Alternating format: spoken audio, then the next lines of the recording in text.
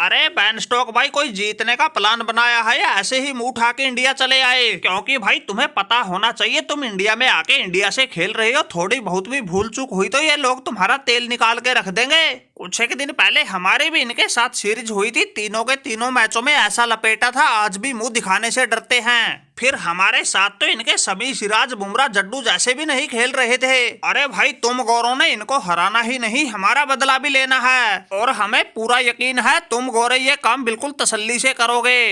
अरे भाई मोहम्मद नबी, इन गौरों को हल्के में मत लेना कभी। अरे भाई बदला तुम्हारा क्या, तुमसे पहले भी जो लपेटे में आए हैं बदले लिए जाएंगे सभी के सभी। लगता है तुम लोग हम गौरों के खुरापाती दिमाग को नहीं जानते, फिर इन इंडिया वालों को हराने के लिए तो हम पूरी तैयारी करके आए हैं। ऐसा डंका बजा देंगे इनको, इनके घर में ही धूल चटा देंगे।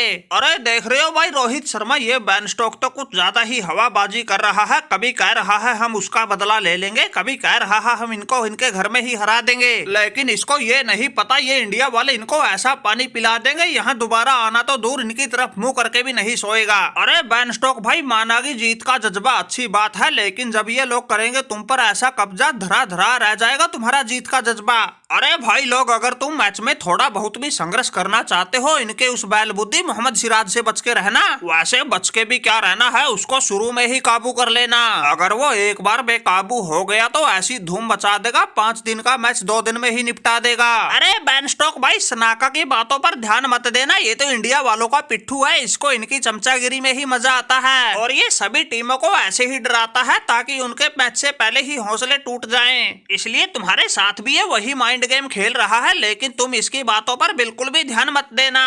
बस इंडिया वालों को ठोकने की रणनीति पर काम करना। अगर भाई इसकी बातों में उलझ गए कहीं के नहीं बचोगे, ऐसे फंसोगे। हमारे तो 3 T20 मैच थे, 8-10 दिन में पीछा छूट गया।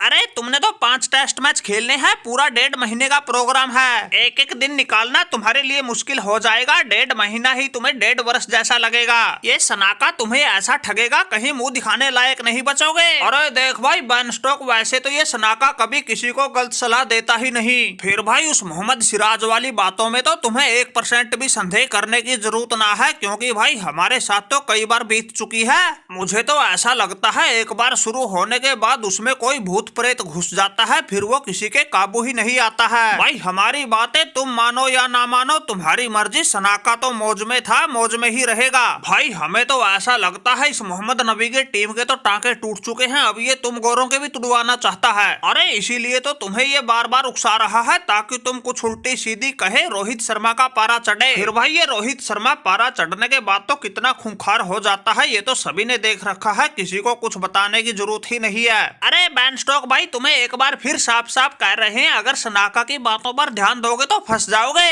अरे इसका तो काम ही ये है, ये बातों के जाल में दूसरे को ऐसा उलझा लेता है, सामने वाला बंदा सही गलत का अंतर ही भूल जाता है। अरे देख रखा हमने ये रोहित शर्मा, एक आध पारी में इसका तुक्का लग गया तो लग गया, वरना कुछ ना होना जाना इससे। हमारे खिलाफ भी 2 मैचों में तो ये अपना खाता भी नहीं खोल पाया था, तीसरे में इसका तुक्का लग गया तो ये शतक ठोक गया। अरे मोहम्मद नबी भाई तुम्हारे दर्द को हम समझ सकते हैं, हमें अच्छे से पता है तुमसे वो हार पचाई नहीं जा रही, लेकिन भाई फिर भी चाहे तुम कितना भी जोर लगा लो, इस बैन स्टॉक को तो हमने रुला के ही भेजना है। इसका ऐसा हाल करेंगे ये तुम्हारा बदला छोड़ो अपनी लाज भी नहीं बचा पाएगा, और ये तो पहले ही मैच के बाद पता चल जाएगा कौन किस पर भारी पड़ेगा।